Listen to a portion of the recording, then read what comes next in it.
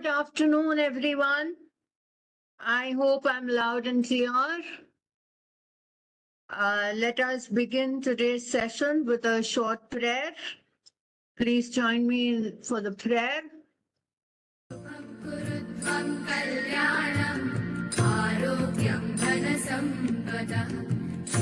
कुरुत्वं कल्याणम् आरोग्यं धनसम्पदः शत्रुबुद्धिविनाशाय दीपज्योतिर्नमोऽस्तुते दीपज्योतिर्नमोऽस्तुते दीपज्योतिर्परब्रह्म दीपज्योतिर्जनार्दनः दीपज्योतिर्परब्रह्म दीपज्योतिर्जनार्दनः दीपो हरतु मे पापम् सन्ध्यादीपनमोऽस्तुते ओ दीपब्रह्मरूपस्त्वं ज्योतिषां प्रभुरव्ययः ओ दीपब्रह्मरूपस्त्वं ज्योतिषां प्रभुरव्ययः आरोग्यं देहि पुत्रांश्च मतिं स्वच्छां हि मे सदा रवेरस्तं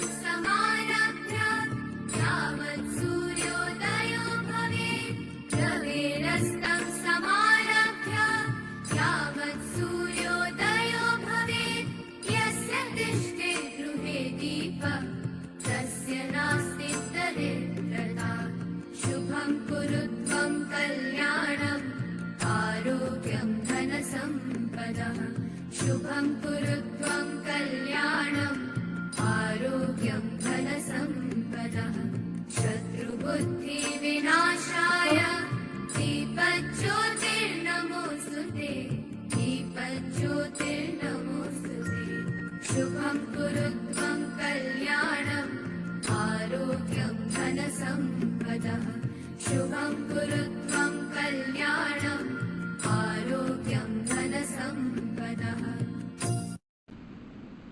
Thank you for joining me in the prayer. And now we shall start with the session officially. We shall waste no more time. And just allow me to share my screen and we shall immediately start. But before I begin, I make a humble request to all the participants. Please do not introduce yourselves now. Now, if you introduce yourselves, you are only disturbing the resource person. So please do not introduce yourselves. I warmly welcome almost 2,000 people right now into the training, and I can see that people are still joining. It is indeed my pleasure to be a part of Patliputra Sahodaya School Complex one more time this evening. And yes, I am meeting so many of you back after the National Teachers Conference in Patna, where we did meet offline. Thank you very much for giving me this opportunity. I extend my heartfelt gratitude to Dr. Rajiv Ranjan Sinha and to Insha Rahman ma'am, and to all of you wonderful participants who've been here with me through multiple sessions at Patliputra Sahodaya School Complex. So with this, please allow me to share my screen and we shall begin with the session.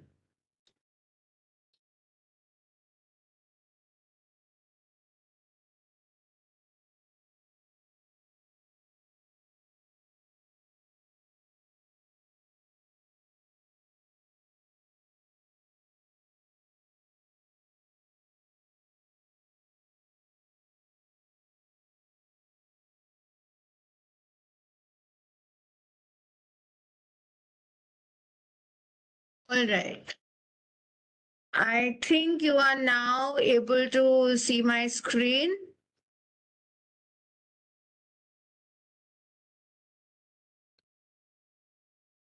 And it's gone into full screen mode, so you can all see it very, very clearly. Thank you very much for the confirmation. I remind you one more time, please do not introduce yourselves. It is really disturbing when a lot of people keep writing. Thank you so much. So let me ask you, what is competency-based assessment? You can write that in the chat box. What is competency-based assessment?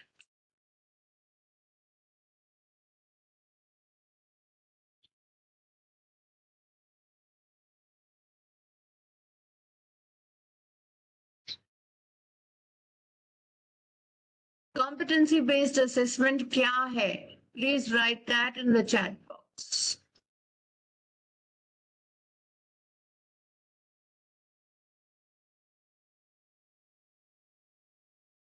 Please do not keep wishing me good evening. Good evening to all of you.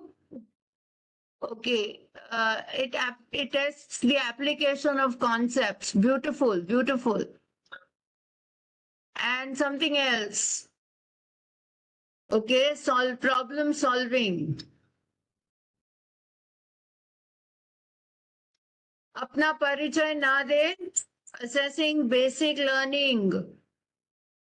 Critical thinking. Students' ability to apply knowledge. Skill based. Skills of ability. Okay, tests skills of ability. Application of knowledge tests conceptual learning. Beautiful. Thank you. Thank you very much. अपना परिचय ना दे. एक दूसरे को मुबारक बातें ना दें. Let us not wish each other good evening anymore. It is disturbing in the chat. We have too many people who have joined us, which is a very welcome thing at PSSC. But please do not introduce yourselves anymore. Thank you. So competency-based assessment, as you can see, emphasizes mastery of skills, knowledge, and attitude over rote learning. So rote memory को छोड़कर हमें knowledge, skills, and attitude पे focus करना है. And progression depends on proficiency in key domains. It is not just making it through or a beginner level. It is a very, very higher level. It depends on aligning learning outcomes to real world life. Like you are saying, it is an application of the knowledge learned. And it fosters deeper understanding, critical thinking, and practical abilities essential for holistic development. All right. So we'll proceed further. Why competency-based questions are essential at CBSE? So competency-based questions are very essential at CBSE simply because they ensure assessments reflect student mastery of curriculum, skill, and knowledge. They ensure higher order learning beyond rote learning. They support personalized learning. Individual strengths and learning gaps are identified through competency-based education. Classroom learning is aligned with the CBSE's competency framework for consistent standards. Name one framework available at CBSE for consistent standards. CBSE website पर हमने कौन सा ये framework देखा है?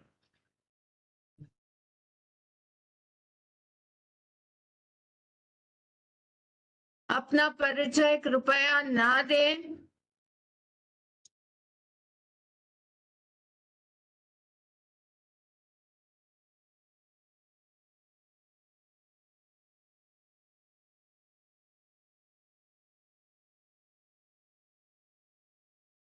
We are 2,392 participants at this moment. Please do not introduce yourselves and do not wish each other a good evening.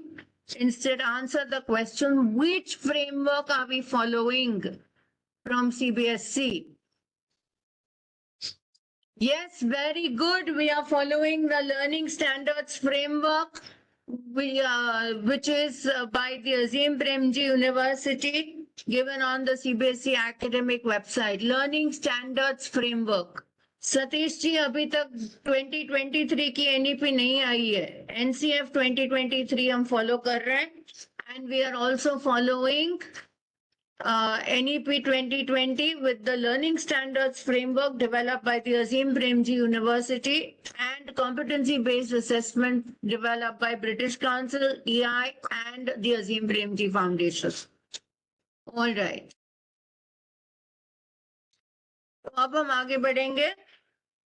So this systematic framework is the CBSE's competency model. When we go to look at it, it talks about the knowledge, which is the fundamental concepts we are trying to build on, the attitudes, which behaviors, which positive behaviors are we going to reinforce. It is talking about the skills that we are expecting students to apply and align assessment to the knowledge, skills, and attitude. When we do that, we are going to get a proper competency-based framework. Now, the essential competencies that we are expecting from the students. The first one is critical thinking and problem solving, particularly when students are able to create solutions for the problem. The second one will be conceptual understanding, where they grasp key concepts, particularly in math, science, social science, and languages. So if you've realized, CBSE is currently in the run of the mandatory SAFL exam in math, science, and English or languages. And up till now, 2 papers would have been completed by most schools in grade 9. Then application of knowledge, practical use of concepts in experiments, calculations, real life cases. Communication skills are being tested, where the students' clarity in ideas is checked on, and ethical and social responsibilities are being looked into. All right. Now we'll move ahead.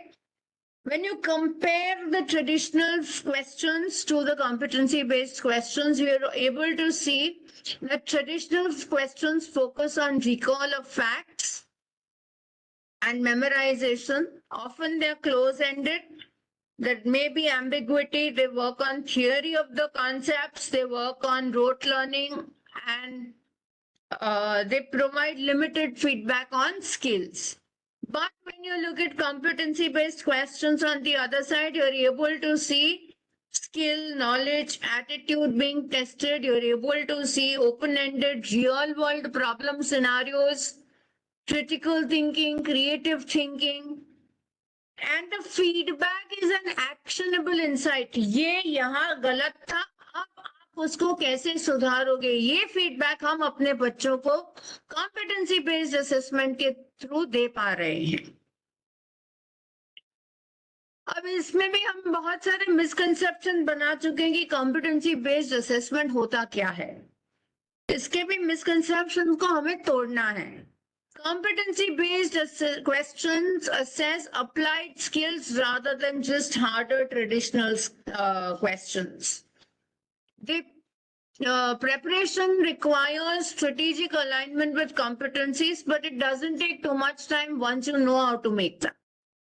Clear rubrics ensure competency-based questions are objective, not subjective, not vague.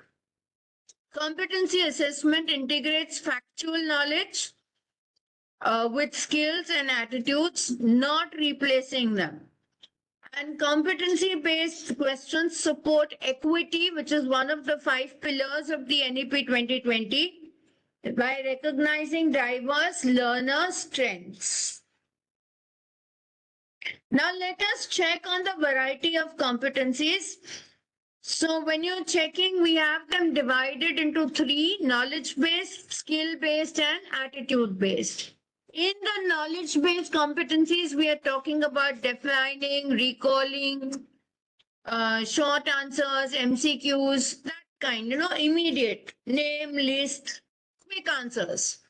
Skill-based competencies that we are testing deal with problem solving, application, case studies, scenarios, situations, lab experiments, practical knowledge, those kind of questions. And when you're checking on attitudes, you're going to give the students an ethical dilemma kind of a situation. And reflection, value-based questions, group interaction, collaborative tasks. And when this is the basic, this is an important slide. It's the basic guideline to create competency-based questions effectively. First, you will align it with your curriculum. You will check the competencies and the learning objectives given in your curriculum. Then you will identify specific skills and knowledge and attitude you wish to assess. Then you will design questions that require demonstration of competencies. After which you will ensure clarity, relevance, and alignment with grade level expectations. Develop clear rubrics for objective and consistent assessment. Review and validate questions through peer collaboration and feedback.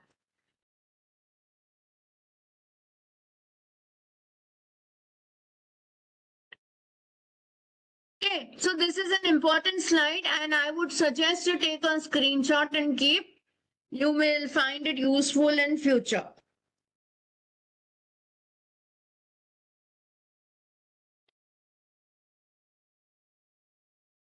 Now, when you're aligning competency-based questions with the curriculum, what will you keep in mind?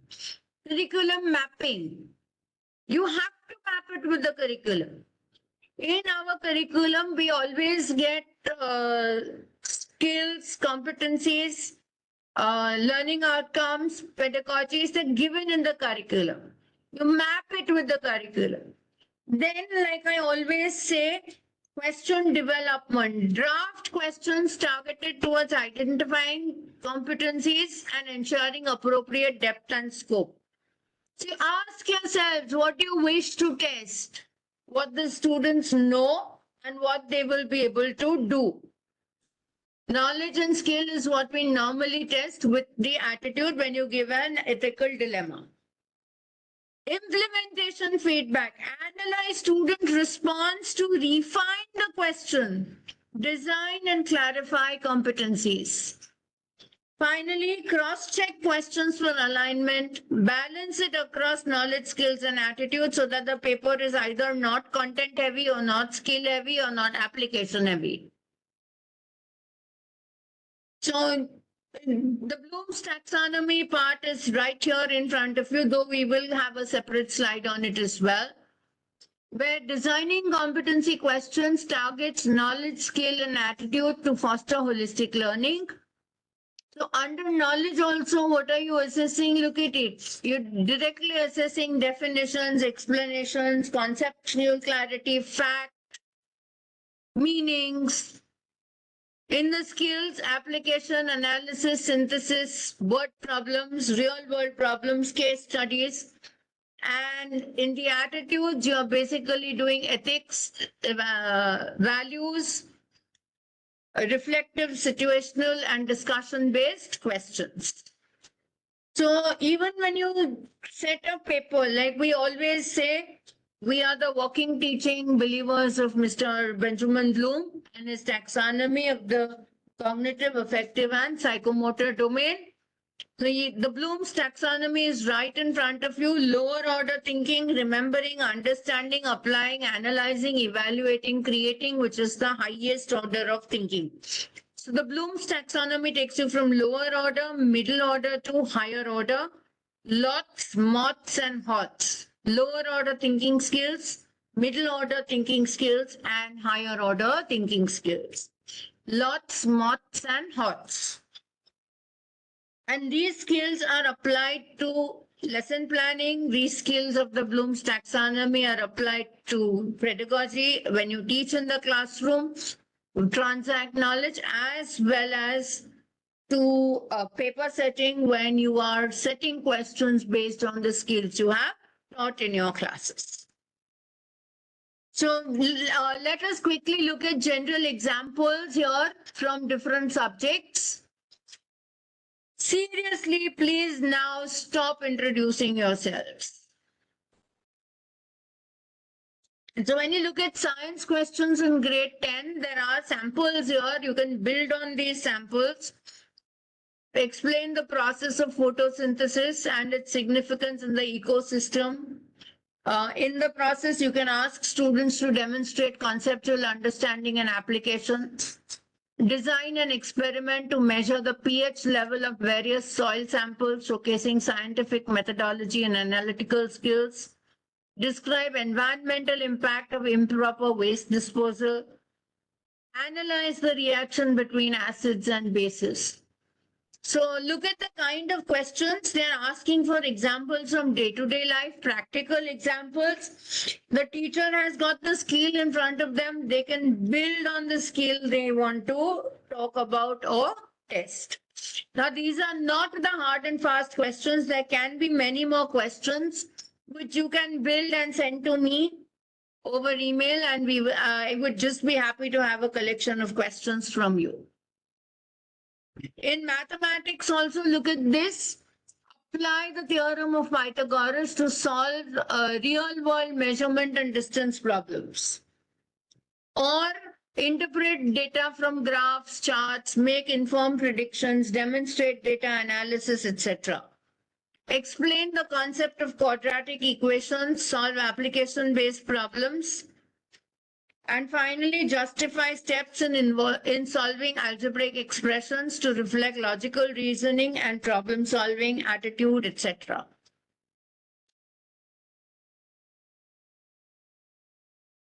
Okay. In social science, again, we have some examples here for you.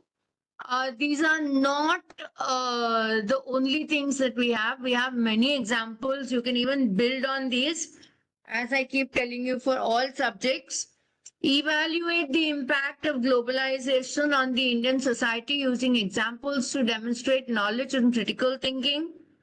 Analyze the causes and effects of the French Revolution, employing the cause-effect causal relationships. Then you have discussed the role of democratic values in local governance, showing awareness and positive civic attitude. Interpret maps to infer historical events on social trends, applying spatial analysis skills effectively. So look at these questions also. We are only looking at competency-based questions here. None of these questions require rote learning.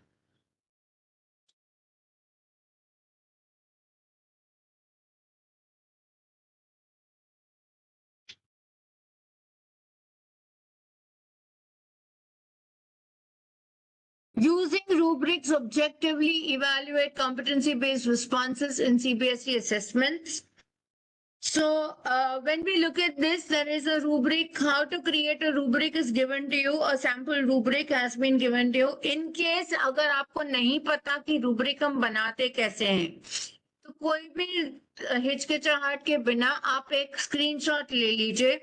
ये सबसे आसान rubric है.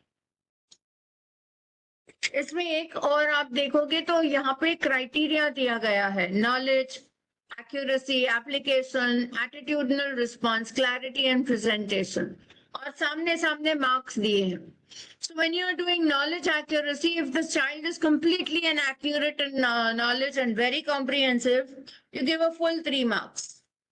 But if it's mostly accurate with छोटे मोटे errors, 2 marks. Completely inaccurate तो 1 mark या 0 भी दे सकते हैं अगर उससे भी बुरा हो तो. But this is a sample, so हमने 0 नहीं दिया है. Same way in application, skillfully applies concept, give a full. But if it is just enough, then you give less or even less. Attitudinal response demonstrates positive and ethical attitude clearly. Demonstrates integrity clearly, you give a full score. Clarity and presentation, the response is clear, well structured, easy to follow, then you give a full score. Depending on whatever else is missing, you keep reducing your score. But the rubric is very, very clear. So before we move ahead, we'll talk about the key tools and techniques required to design competency-based questions. So they include curriculum analysis tools, question banks with CBSE competencies, which you find on the CBSE website itself. Then you're finding rubric, collaborative workshops जहां पर हम आज बैठे हैं, and Bloom's taxonomy. Then we use real world context to enhance enlightenment and engagement and competencies. So what do, you start with a conceptual metaphor. You bridge the classroom learning gaps with life's challenges. And you also talk about key components to bridge this gap. So unfamiliar scenarios are taken and given, and the student is expected to apply that knowledge of the scenario given in the book or discussed in class to an unfamiliar context. My sound is very clear, Mona Rani. सबको सुनाई दे रहा है, आप अकेले ही नहीं सुन पा रहे.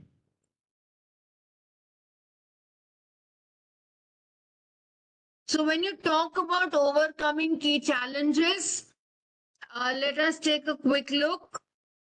A lack of clarity in competency definitions resulting in misaligned questions. So questions have to be aligned carefully. Thought behind the question, the language used should all be clear, crystal clear.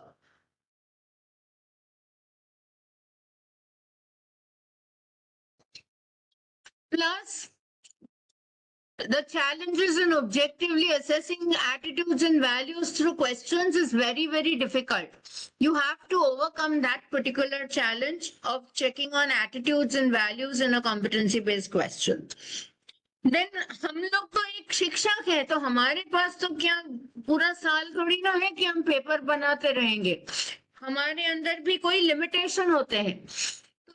ये competency based questions बनाने में जितना समय लगता है उतने समय में तो हम सीधे साधे प्रश्न कई बार बना लें. अब जो जमाना है वो सीधे साधे रटे हुए प्रश्नों का नहीं है. अब तो कॉम्पिटेंसी बेस्ड प्रश्न हम कैसे बनाएं वो सीख कर उसे इस्तेमाल करके अपने क्लासरूम्स को और भी रोचक बनाना है.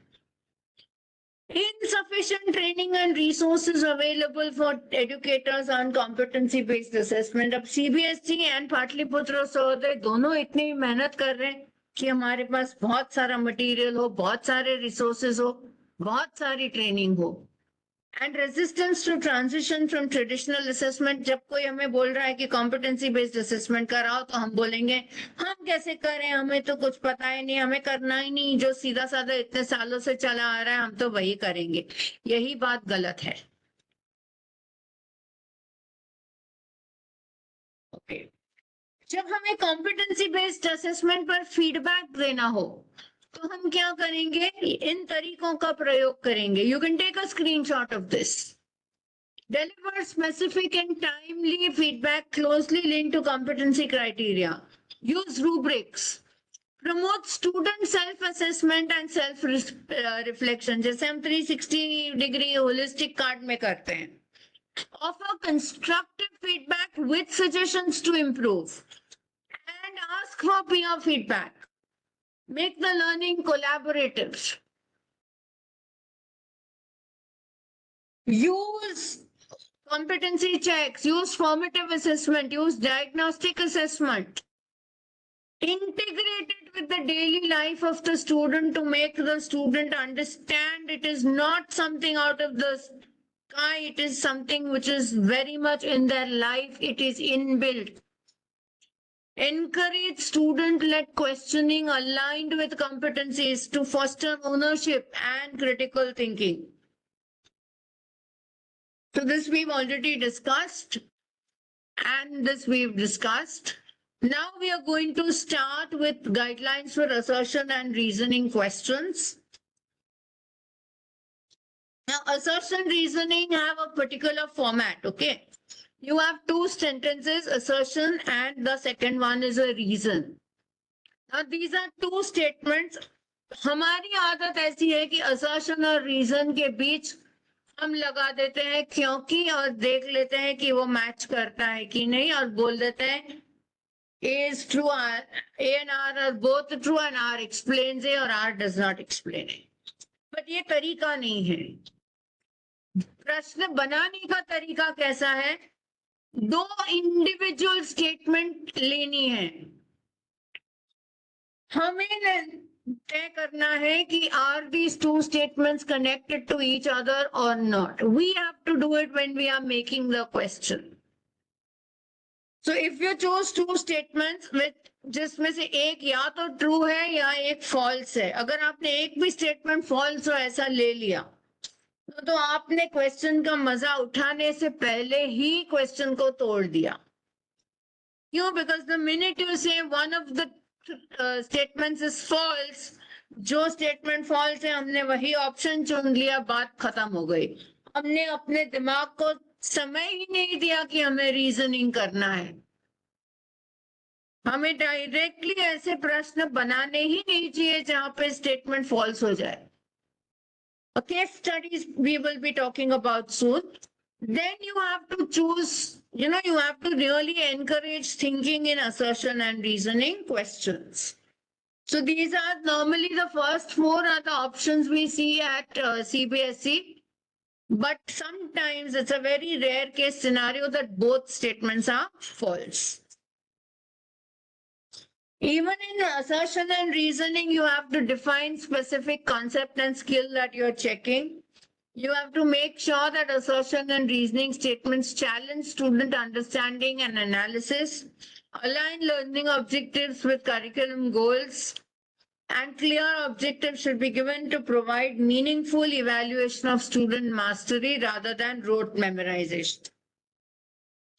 असर्शन और रीजनिंग प्रश्न बनाने का तरीका आप इस स्लाइड का भी एक फोटो ले सकते हैं. मुझे कोई परेशानी नहीं होगी, मुझे कोई दुख नहीं होगा अगर आप इस ट्रेनिंग से आज वापस जाकर ऐसे प्रश्न बना पाए तो I will be more than happy. Start with clear, concise assertion that is unequivocally true or false. Avoid ambiguous or vague wording to prevent confusion. Ensure grammar is correct and precise.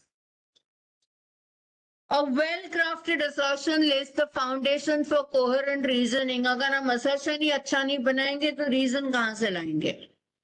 Clear assertions support fairness and focus in student assessment. Then craft a strategic reason which explains why or why not the assertion. For incorrect assertions, make reasons true but unrelated. Use strategic reasoning statements to promote higher order thinking by making options plausible. This approach helps discriminate deep understanding from surface level knowledge. So it's a very good kind of question to tell you the competent students in your class. Avoid common pitfalls. Avoid statements that are obviously true or false. Do not use linking words like or because. They give you the hint to the answer. Keep the reasoning balanced, neither too obvious nor too thinking. And use clear, balanced phrasing. Avoid confusion. Then you have to focus on knowledge, comprehension, application, and analysis. These are the skills you're focusing on even in assertion and reasoning. Optimize the distractors. Make the distractors plausible. बच्चे को लगना चाहिए कि चारों answer संभव हो सकते हैं, जबकि शिक्षक को पता होता है कौन सा एक आंसर सही है. Design distractors closely around the concept, but keep it different.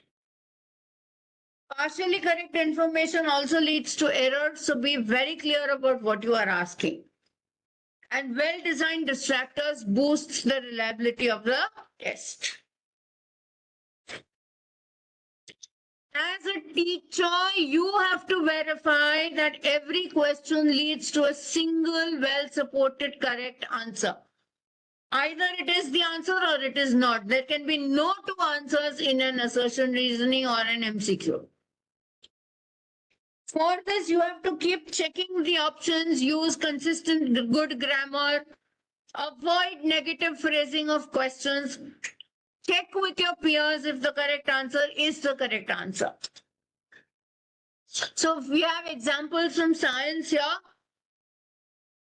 This is about the boiling point. Water boils at 100 degrees centigrade at sea level and is a well-established fact. Atmospheric pressure at sea level is at 1 atm. including boiling temperature. Correct answer, both are true and R explains A. With this, you also see that you are trying to now move towards case studies. And what are we doing in the case studies? We have a purpose behind the case studies, which is again assessing skills and attitudes and problem solving and reasoning, not rote learning. Conceptual understanding, analysis, evaluation, critical thinking, application, problem solving, data interpretation are being tested. Alignment here is with learning outcomes, competencies, and case studies. Authentic assessment for real life researchers.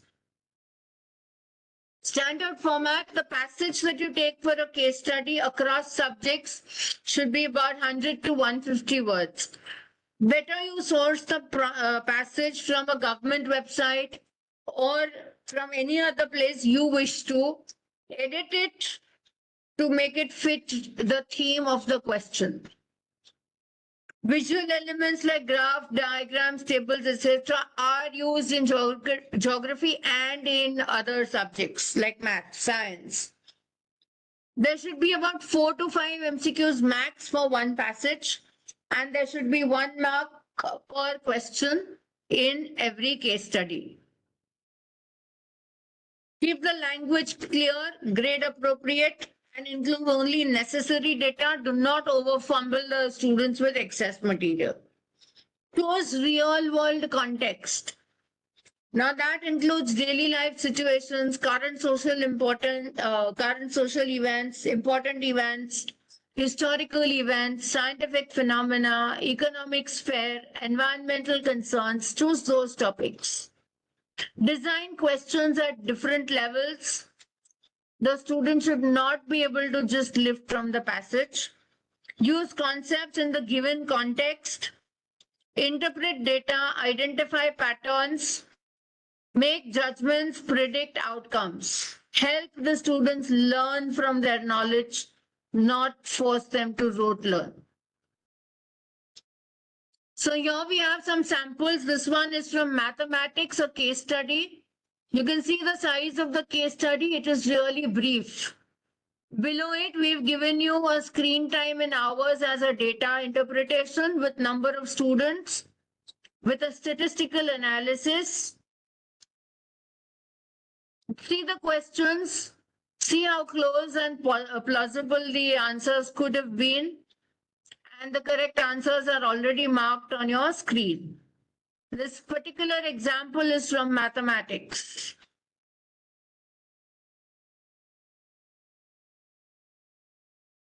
This one's from physics and science. Look at the passage. This is about the reflection of the image behind the mirror. Where is Ria standing? Where is the mirror placed? How much is the distance and how is it to be measured? But the questions on the opposite side look simple, but a working has to be done to apply this knowledge. Again, this is from biology where we are measuring heartbeats per minute, and Rahul's pulse beat is high. You can see that. And it's being monitored here in the passage. However, the questions do draw your attention. They're making the student pause and think. That is the ulterior motive of every competency-based question. Then when you look at social science, you can see case studies here. So there's a case study about money and credit where Meena is a farmer and she needs money and the bank is offering a loan, and should she take a loan from the money lender or the bank? We've explained that in a data below. And then obviously if you are a teacher of the subject, you will be able to identify where money and credit and what is the context of this particular question. So the minute Meena is able to connect this concept with her textbook, with her life at home, she will be able to answer these questions peacefully. This brings us to more important things, the quality checks. for case study. Real world relatable context is mandatory. It should be clear, it should be unambiguous, grade appropriate. Appropriate length should be 100 to 150 words only, contains necessary data, visual elements if applicable. Texts of different competencies, level 1 to level 4, should be used. Clear and unambiguous options should be provided with plausible distractors. Tests application, not just recall, directly linked to the case. Only one correct answer is possible and avoid trick questions. As teachers, when we make so many common mistakes, it is understood that we have to acknowledge the mistakes of our students and move on. So don't give overly long and complex passages just to overwhelm the students. Also, don't give irrelevant study information that distracts from the task. Questions should not be connected to the case study, or questions of the case study should not be directly from the textbook. They have to be based on the case study, based on the data provided. All questions should be from level 1 to level 4 of the Bloom's taxonomy as well. They should not be only knowledge-based questions. Using technical jargons without explaining the concept. So if I am going to talk in class about horses and in the paper I'm going to ask about fillies, then it's not working. Fillies are female horses, but the child does not know that. So when I'm catering to the needs of the students, I would need to use the word horses in male and female, both for the child. Create ambiguous options and multiple correct answers will only confuse the students. They will hate you and they will hate your paper. Make questions easy or difficult based on grade appropriateness. Not only that, okay, it is X person's paper, it will be good. Don't be in that dream. So when you create high quality case studies, use authentic contexts, news articles, real database, local issues, current events, etc. Include visuals, draw the maps, charts, diagrams. Mix direct and application based questions with analytical and evaluation questions and competencies. Build cross-cultural linkages through your competency-based questions. Emphasize higher order thinking and keep it clever, keep it relevant. Situations should connect to the lives of the students and their experiences to improve engagement. I have placed a practice template here. You may take a screenshot of this practice template. And I have more questions for you from samples I had picked up. I would really suggest you take the practice template. This tells you where you can take your case, how you can actually frame your case study questions. So you have about 100 to 150 words for the passage. Always mention the source from where you are taking it, the website or the newspaper or whatever source, edit it from wherever. Second step, first is directly recall question. Second will be an application question. The third will be an analytical question, and level 4 will normally be an evaluation or a higher order thinking question. So align with learning outcomes and competencies. First, run a pilot test to check the difficulty level of your class and take student data, give them feedback. So remember, case studies should test higher order thinking while remaining accessible and relevant to student experiences. Okay, before I end this, I have questions for you and I'm going to read out these questions directly from what I have here with me.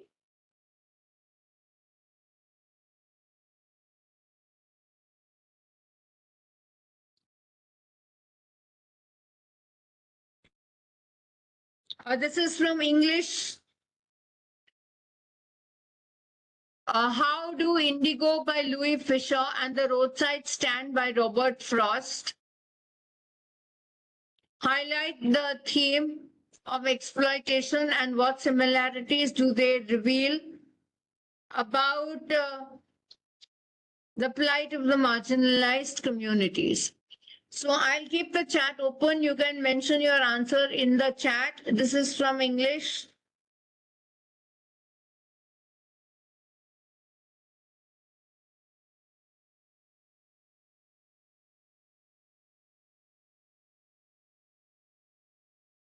Aarti Jha, it is Bloom's taxonomy. Benjamin Bloom ने जो दी थी, मैंने एक slide में भी बताया था.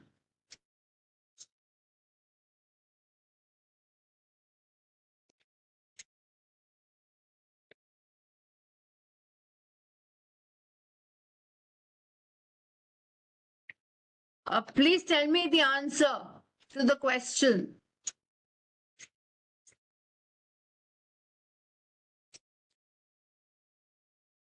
It was a 5-mark competency-based question. How Do Indigo by Louis Fisher and Roadside Stand by Robert Frost highlight the theme exploitation and what are the similarities about what do the similarities reveal about the plight of the marginalized communities? This is from English. Another question that I have from English only. How can the character of the office boy in the Poets and Pancakes who harbors dreams can be compared to a Sophie from Going Places, who is quite aspirational?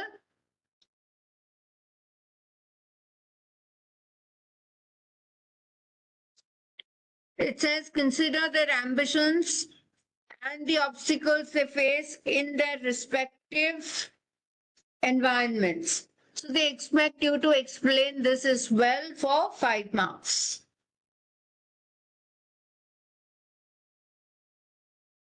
Okay, something interesting is coming up in the chat.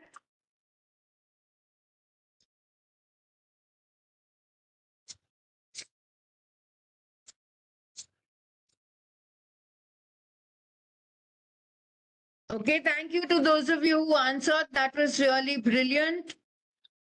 Okay, I'm going to move to one more example from science mostly.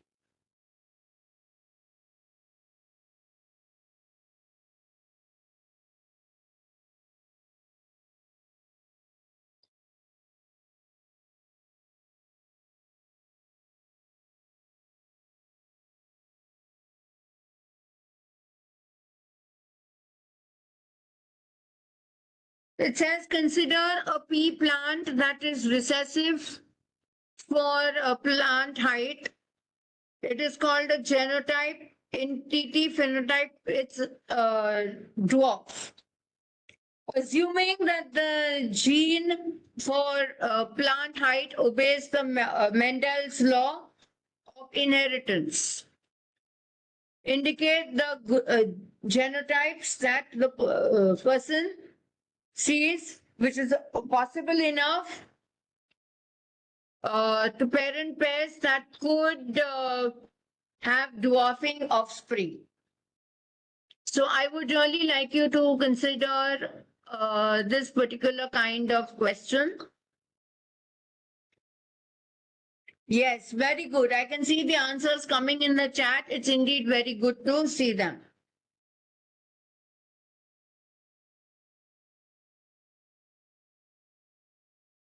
Okay, now if you have any questions or a feedback or you want to tell me something, put it in the chat box. I will listen to you.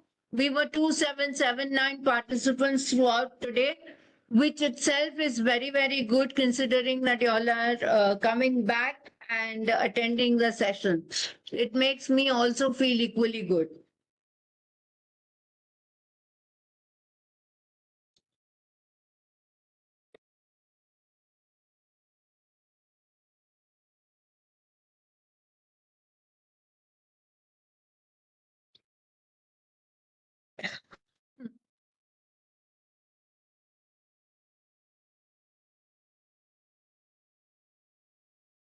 Beautiful. Urvashiji, thank you so much.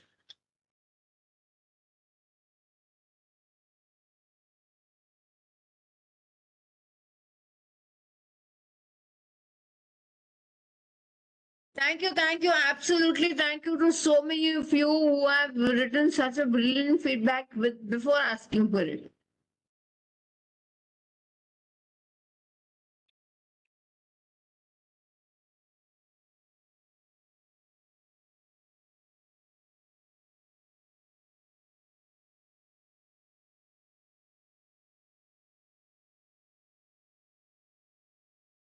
Okay, there is Deepanita who says, in roadside stand, the way the rich class oppresses the weaker and poorer section is revealed. In Indigo, also, the author, following a similar lines, express the fumble domination of the underprivileged.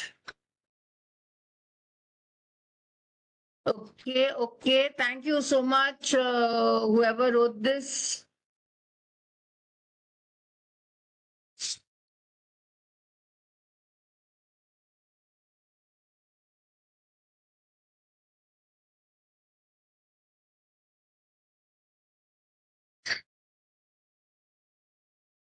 Yes, please feel free to send me a feedback of this session on chat. You can send me a feedback. You may wish to comment something. You may wish to even appreciate or question. Please feel free. The floor is open for you only.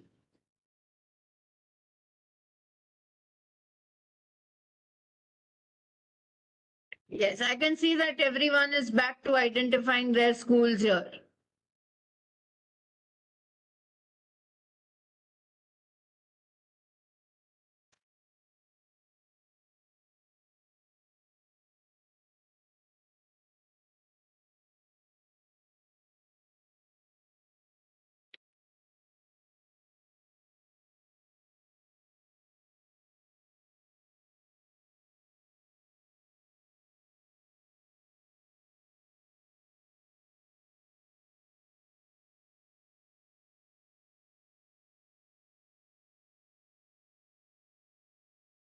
Absolutely good.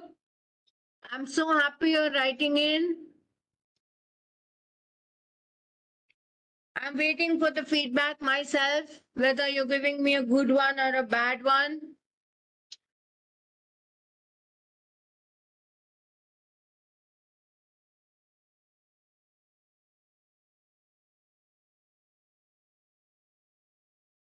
Before we end today's session, I would love to express my heartfelt gratitude to Patliputra Sahodaya School Complex for inviting me to this brilliant platform of educators where all of you are explicitly interested in the session. I extend my heartfelt gratitude wholeheartedly to Dr. Rajiv Ranjan Sinha, who's always been a wonderful host, and to Insha Rahman ma'am again, who both made it possible for me to connect with Patliputra Sahodaya for a lifetime. Thank you, wonderful sir and ma'am. And my gratitude also to somebody who is right here behind the session, manning the entire session. I think the person did break away today, but we did not, and we continued with the session. So, absolute congratulations to all of you participants who've been here. You've been with us. If you need any more sessions on any particular topic, do let me know. When you create your competency-based questions, do share them with me over mail, and I would love to read them.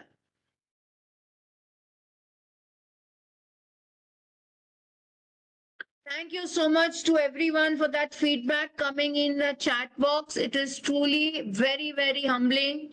And I'm very, very honored to get that feedback from all of you wonderful educators.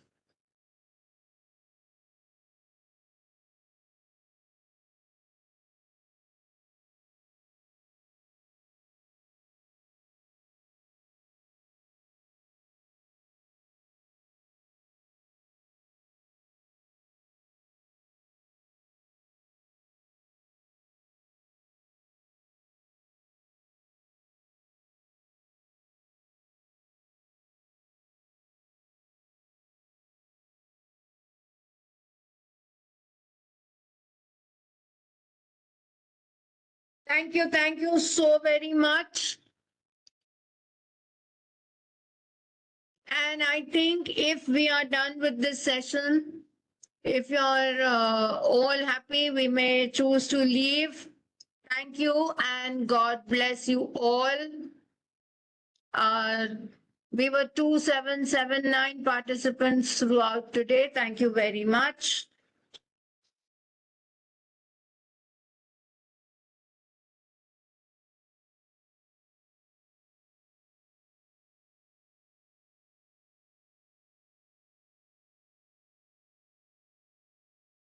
So, with this,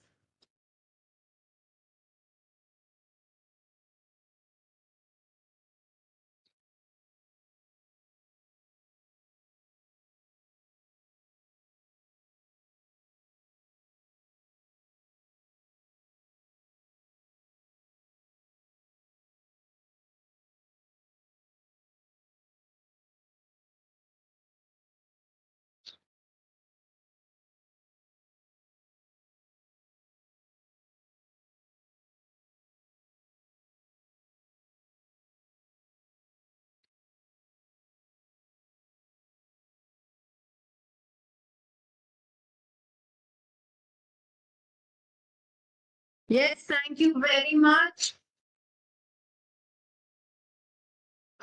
We shall end this session,